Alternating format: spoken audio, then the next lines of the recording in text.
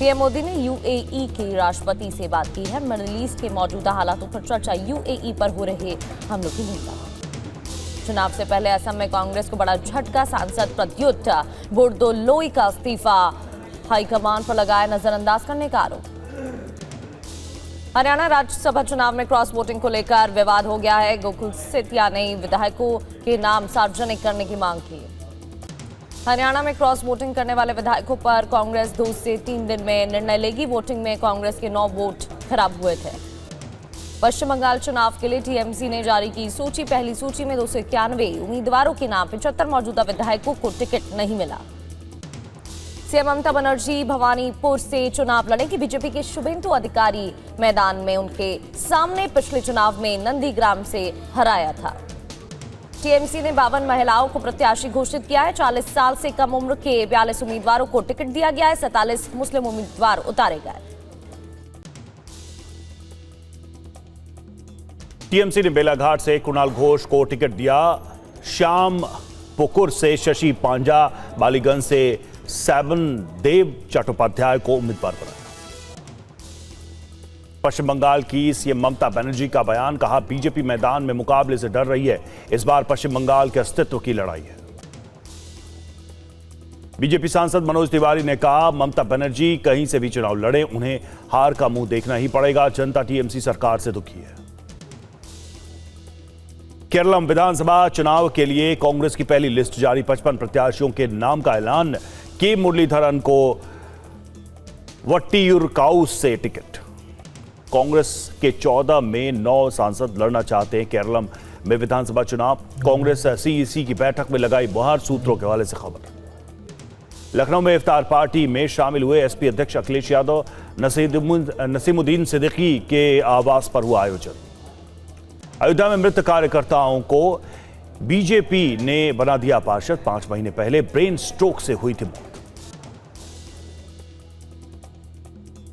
Samajwadi party का आरोप, आगरा में बनाए गए फर्जी वोटर, फर्जी शिक्षकों को मतदाता सूची में शामिल करने का आरोप। निर्वाचन अधिकारी को ज्ञापन सौंपा। गुरकीरत सिंह मनोचा के घर पहुंचे मध्य प्रदेश के सीएम मोहन यादव, कहा कनाडा से शव लाने का खर्च सरकार उठाएगी। केंद्रीय मंत्री अश्विनी वैष्णव का बयान, ट्रेन एक्सीडेंट में 90% की कमी, कोचों में 70% हिस्सा जनरल और स्लीपर श्रेणी का। रिहाई के बाद बोले सोनम वांगचुक, मुझे उठाया और जेल में ठूस दिया। पत्नी का पीछा किया गया, मजबूरन किया विरोध प्रदर्शन। लखनऊ में 110 हेड कांस्टेबल और कांस्टेबल के ट्रांसफर। सभी न्यायालयों पर तैनात पुलिस कर्मियों का तबादला। शिकायत के बाद कार्रवाई। पंजाब में सीएम भगवंत मान का बयान, 2027 में पंजाब में आम आदमी पार्टी की सरकार बनेगी।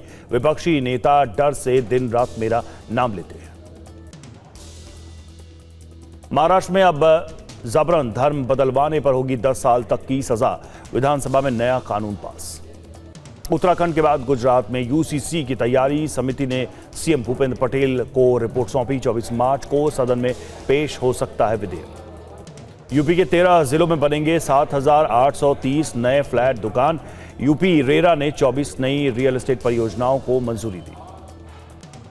वित्त मंत्री निर्मला सीतारमण का बयान, एलपीजी उत्पादन बढ़ाने से घरों में आपूर्ति सुनिश्चित होगी।